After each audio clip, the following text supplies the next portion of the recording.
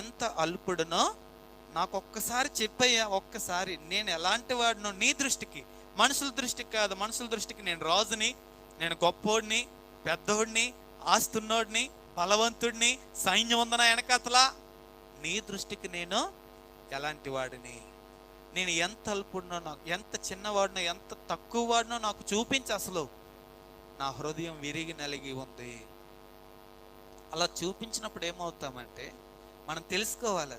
నిజంగా మనం దేవుణ్ణి అడగాలి ఈ మాటలు.